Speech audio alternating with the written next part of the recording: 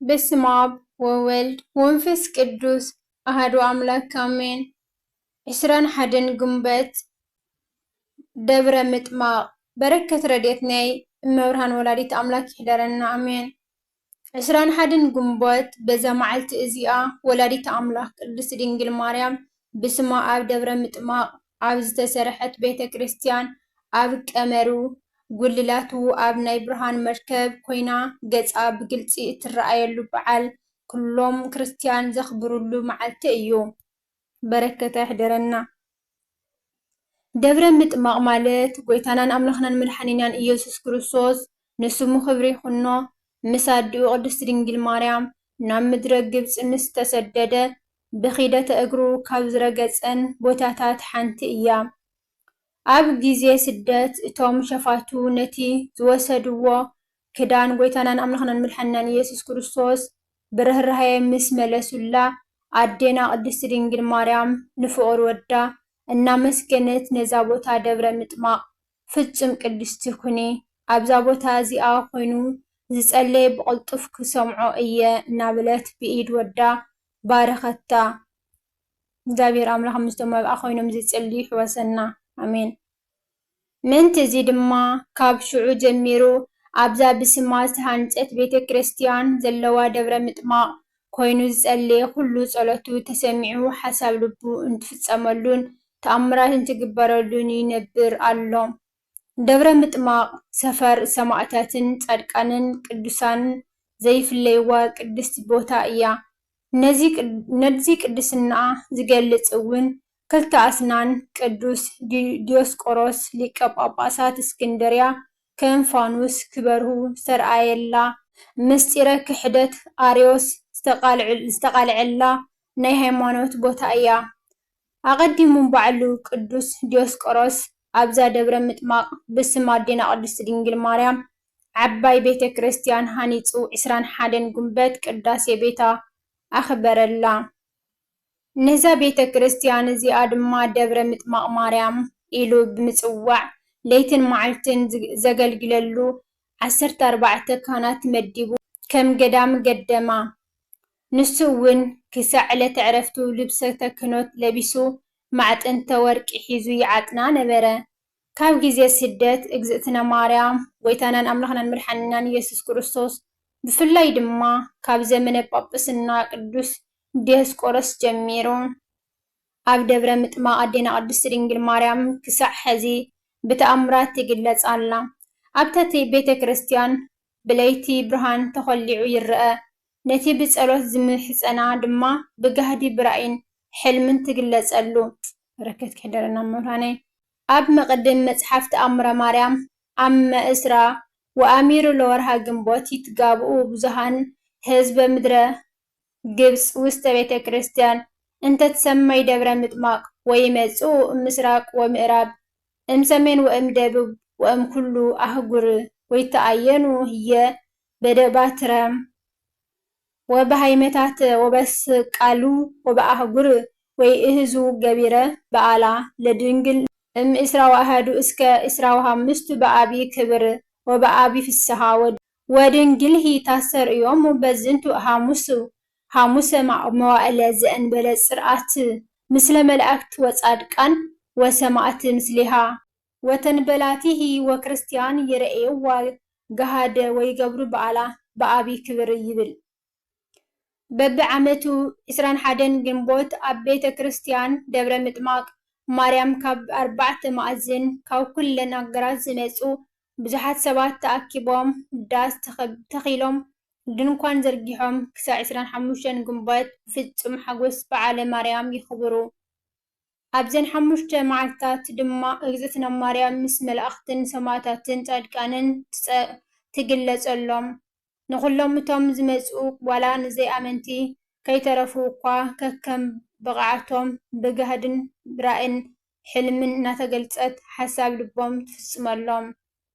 እዛ ገዳም እዚኣ ክሳብ ሎሚ በቶም ተኣምረ እግዝእትነ ቅድስት ድንግል ማርያም ዝተፈጸመሎምን ዝሰምዑን ምእምናን ዘይኣመንትን ዓመት መጸ 21 ግንቦት ምስ ኣዕለቕለቐት እያ።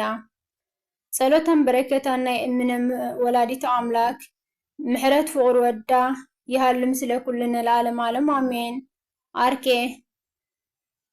ሰላም ለእለ ርእዩኪ ከመ ዓይነ ወለት ሃበ እማ መዋዕልሃ ምስእስ ከይትፌጸማ ማርያም ንግሥት ውስተ ደብረ ምጥማቅ ከተማ ብፁዓት ዓይንት ዘነጸራኪ በግርማ ወብፅዓት አጋር ቅድሜኪ ዘቆማ ይብል አርኬ ናይ ሎማዓንቲ ማለት እዩ። በዚ ዕለት ድማ ናይ አባ መርትያኖስ ዓመታዊ ክብረ በዓሎም እዩ። ካብኡ እውን በዛ መዓልቲ እዚኣ ቅዱስ አባ መርትያኖስ አረፈ። እዚ ቅዱስ አቦ ድማ ካብ ብንእስነቱ ጀሚሩ ምስ ሓደ ጻድቕ አረጋዊ እናነበረ መነኮስ ዓብይ ገሊኡ እውን ፈጸመ። ብድሕሪ እዚ ኣብ ቂሳርያ ናብ ዝርከብ ናይ ኖህ መርከብ ደብረ ታቦት ኖህ ናብ ዝበሃል ቦታ ከደ። ኣብቲ ስፍራ እውን ኣዝዩ ብዙሕ ገሊ ፈጸመ። ብጸሎትን ስግደትን ቀትርን ለይትን ብምትጋህ ክርስትያናዊ ተጋድሎ እናፈጸመ 67 ዓመታት ድሕሪ ምጽንሑ ሓንቲ ብሓጢኣት ዝተፈለጠት ሰበይቲ ህይወታ ብዝሙት እትነብር ገባሪት ክፉኡን ዜናኡ ሰምዐት። ነቶም ቅድስ ስንኡን ጽድቁን ሰሚዖም ዝዛረቡን ዘመስግንዎን ድማ ንስኻትኩም ተመስግንዎ ኣለኹም፣ ንሱ ግን ኣብ ዱር እዩ ዝነብር፣ ገጽ ሰበይቲ እኳ ርዩ ኣይፈልጥን፣ ንዓይ እንተዝርኢ ድንግልናኡ ኣጥፊኡ ቅድስንኡ ኣርኪሰ ትሕርምቱ መፍረስክዎ በለቶም። እቶም ሰባት ግን ቅድስንኡን ጽንዓቱን ይፈልጡ ስለ ዝነበሩ ተኸራኸርዋ። ዓብይ ክርክር ድማ ኾነ። ኣብ መወዳእታ ፈቲነ ኣብ ሓጢኣት ከውድቆ እንተኽኢለ እንታይ ትህብኒ በለቶም። ገንዘብ ክህብዋ ድማ ተስማዕምዑ። ሽዑ መጋየፅታት ክዳናን ሹተኣን ሒዛ ገጻ ተሸፊና ኣዝያ መልኪዓ ናብቲ ገዳም ከደት። ናብቲ ንሱ ዝነብረሉ በዓቲ ናብ ቀረባ ዝኾነ ስፍራ ተሓቢኣ ክሳብ ዝመሺ ተጸበየት። ምስ መሲየ ድማ ኣብቲ በዓቲ ተጸጊዓ ኩሕኩሓ ኣራዊት ንኸበልዑኒ ኣብ ደገ ኣይትግደፈኒ፣ ኣነ ስደተኛ እየ፣ መንገዲ ስሒተ እየ ናብዚ መጽእ እሞ ኣሕዝረኒ በለቶም። እዚ ቅዱስ ኣቦ ኣብ ደገ እንተገዲፈያ ኣራዊት ክበልዓ እዩ፣ ጋሻ ኮይነ ዘይተቐበልኩምኒ ዝብል ጎይታ እውን ክወቕሰኒ እዩ። ናብ ውሽጢ እንተ ኣተወት ድማ ብኣኣ ምኽንያት ኣብ ስጋይ ተጻብኦ ክፈጥር እዩ ክብል ብልቡ ሓሰበ። ብድሕሪ እዚ ከፈተላ ንዓኣ ኣብቲ በዓቲ ገዲፉ ድማ ካብቲ ከባቢኣ ኣልገሰ። ንሳ ግን ክዳና ተኸዲና መጋየፂታት ጌራ ሸታ ተቐቢኣ ናኡ ኸደት። ምስኣ ክድቅስ ደልያ ድማ ኣብዚ ዋላ ሓደ ሰብ ዝርእየና የለን በለቶም። እዚ ቅዱስ ኣቦ መጻወድያ ሰይጣን ኮይና ከም ዝመጻቶ ፈሊጡ መንገዲ ርእየ ክሳብ ዝመጽእ ቁርብ ተዓገሰኒ፣ ንእግዚኣብሔር እንድሕር ዘይንፈርሖ ንኸማና ሰባት ክንፈርሕ ከመይ ይግባእ ኢሉ ወፂኡ ኸደ። ዓብይ ሓዊ ድማ አንደደ፣ እግሩ እውን ናብቲ ሓዊ ኣተዎ።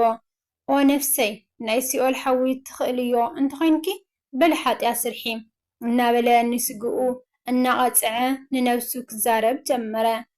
እዚ ቅዱስ ኣቦ ምስ ደንጎየ እታ ሰበይቲ ናኡ ከደት። እግሩ ኣብ ሓዊ እናንደደ ርያቶ ድማ ኣዝያ ፈርሐት። ካብቲ ሓዊ ስሒባ ኣውፃቶ። ክዳውንታን መጋየፅታታን እውን ደርበየት። ኣብ እግሩ እውን ሰገደት። ልባ እውን ናብ ንስሓ ተመልሰ። ንነፍሳ ድሕነትን ክሕግዛ እውን ለመነቶ። ንሱ ድማ እዚ ዓለም እዚ ድሌታት እዚ ዓለም ሓላፋይ ምዃኑ ክምኽራን ከፍልጣን ጀመረ። ንሳ ድማ ልባ ኣጽኒዓ ንስሓ ኣተወት። ድሕሪ እዚ ምስኡ ክትነብር ስርዓት ስለ ዘይኮነ ናብ ገዳም ደናግል ወሰዳ። ንክትሕልዋ ድማ ነታ እመምኔት ሓደራ ሃባ። በቲ ዝተረፈ ዕድሚኣ እውን ኣብ ተጋድሎ ተጸሚዳ ንእግዚኣብሔር ኣገልገለቶ። ናብ ሰናይ ሽምግልና እውን በጽሐት። ሃብተ ፈውስ ተዋሂብዋ ድማ ንብዙሓት ሕሙማት ኣድሓነት። ዝኸበረ ኣባ መርትያኖስ ግን ካልእይቲ ሰበይቲ ከይትመጽእ ስለ ዝፈርሐ ካብቲ ገዳም ወፂኡ ናብ ዙርያ ባሕሪ ኣብ ዘላ ደሴት ምንባር ጀመረ። ሓደ በዓል መርከብ ድማ ስራሕ ኢዱ እናሸጠ ምግቡ የምጽኣሉ ነበረ። ድሕሪ ብዙሕ ዓመታት እቲ በዓል መርከቡ ተሰይራ ሰጠመት።